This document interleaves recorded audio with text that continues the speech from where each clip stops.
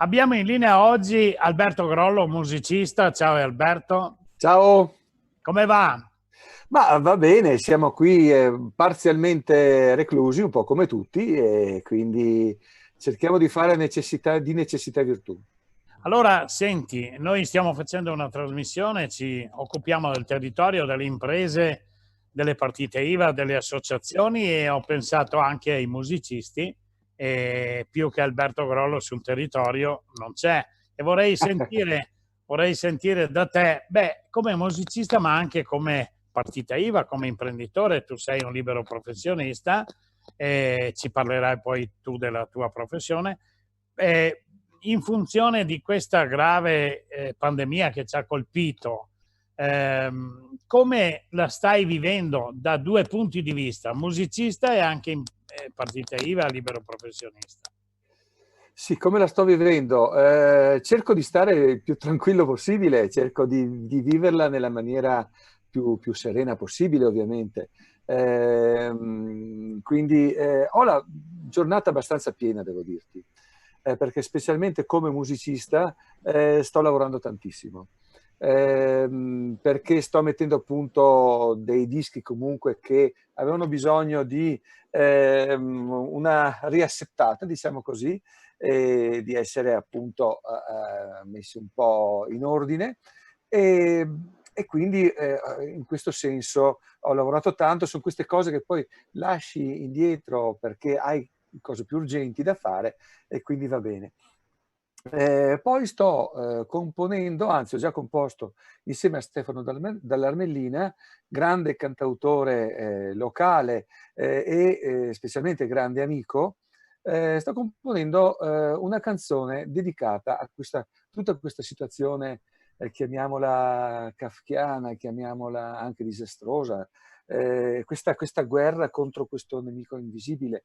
E quindi abbiamo già arrangiato la canzone, stiamo contattando tutte le realtà venete più significative per condividere questa canzone insieme a loro. Quindi tanti ci hanno detto di sì, altri ci hanno detto di no, anche con, diciamo così, delle motivazioni più o meno plausibili, però ognuno è padrone di fare quello che vuole.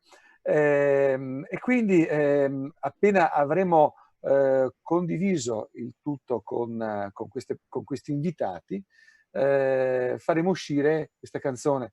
La nostra volontà, il nostro desiderio sarebbe quello di fare anche un filmato che per forza di cose sarà abbastanza grossolano, perché più dei telefonini non è che tutti abbiano la possibilità di avere degli studi di registrazione in casa o dei registratori anche video professionali. E quindi ognuno contribuirà, condividerà meglio che può. Adesso, scusa Alberto, voi Sì, state, naturalmente parliamo di un amico comune, un certo, grande artista della nostra terra e certo. voi lo state facendo in questo periodo che non potete uscire o poi lo presenterete in maniera aperta quando si aprirà quando sarà possibile ricominciare a camminare. Sì, ok Bruno, è tutto in divenire, nel senso che l'idea a me è venuta una quindicina, una ventina di giorni fa, dopo che eravamo già da una settimana, 10 giorni in clausura, diciamo così, e allora ho contattato subito, prima di tutto Stefano. no, la cara amica Marina Carosi, Ah, che Maria. è una grandissima artista, una grandissima amica, con un cuore immenso, con delle caratteristiche proprio di arte e di sensibilità incredibili. E lei ha già cominciato un po' a mettere a posto il testo. Subito dopo ho contattato Stefano, che ha dato una mano a livello compositivo, e quindi insieme abbiamo fatto un lavoro di equipe per fare la stesura, diciamo così, più o meno definitiva dei testi e della musica. L'abbiamo data ad arrangiare ad un altro caro amico che si chiama Piero Brovazzo, col quale io lavoro da 30 anni e che fa proprio l'arrangiatore.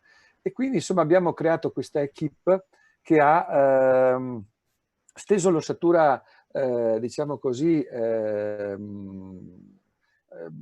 grosso, ha fatto il grosso del discorso.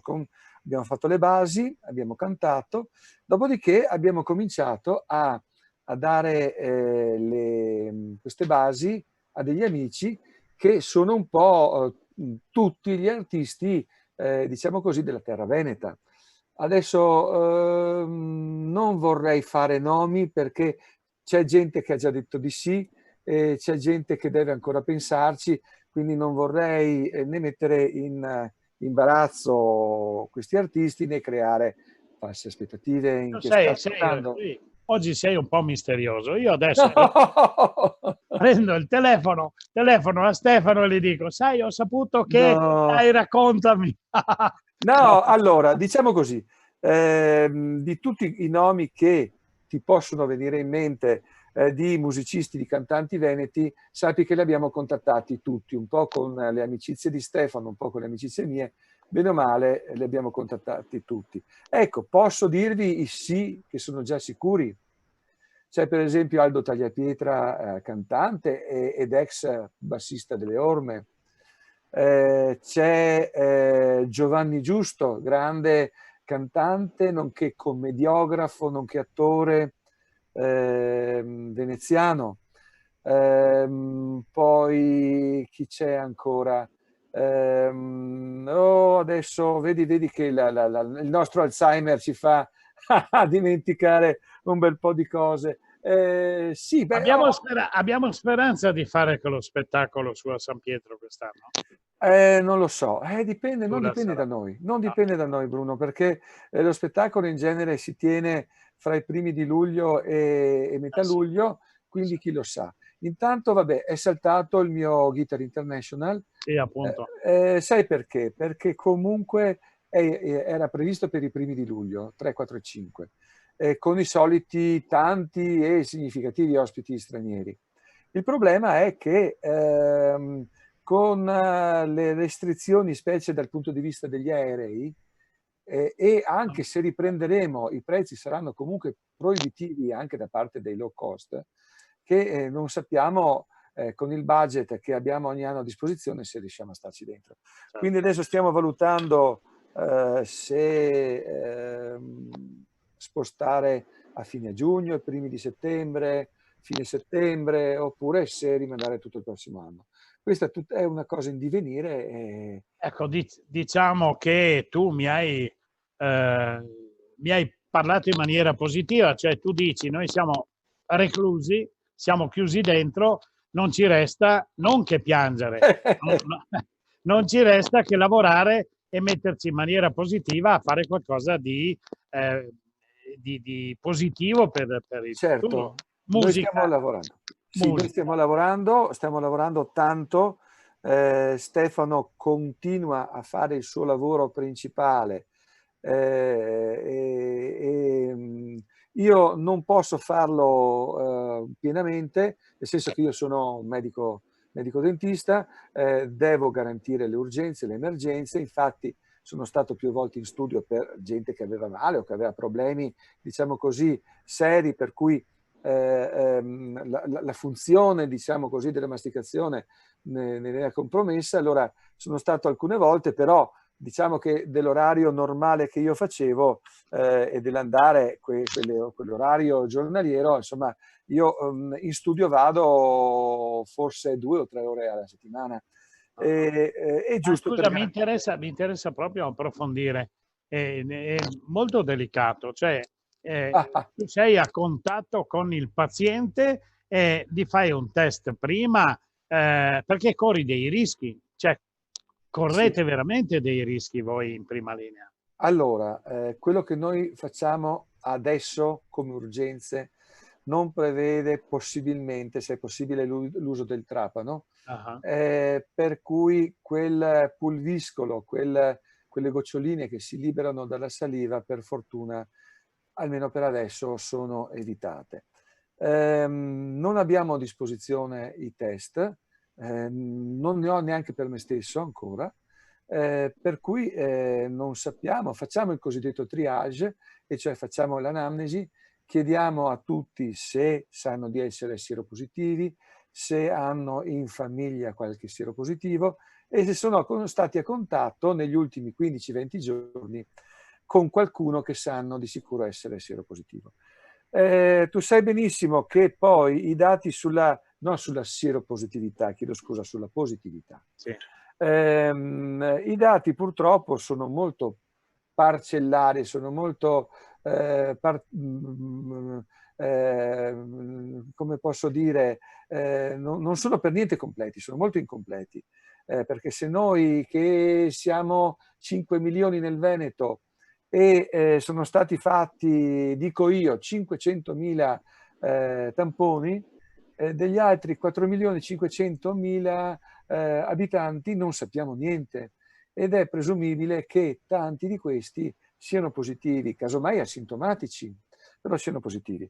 Purtroppo, a prescindere dal fatto che tu possa condividere o meno le idee del nostro governatore, io vedo che Zaia si sta dando da fare veramente in maniera encomiabile.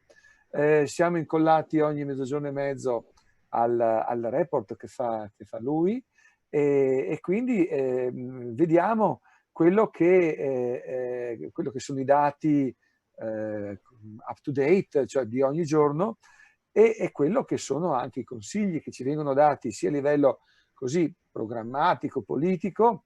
Poi ovviamente io sono in stretta comunicazione con l'Associazione Nazionale Dentisti, che quasi ogni giorno ci mandano tutte le varie circolari che ci spiegano come fare adesso e come fare anche quando riapriremo, quindi tutti i protocolli che mettano in sicurezza sia noi che i nostri pazienti, perché comunque cioè, in prima persona anche noi, per noi è scocciante prendercelo, ma nel momento in cui dovessimo prenderlo saremo dei veicoli molto importanti di contagio anche nei confronti dei nostri pazienti.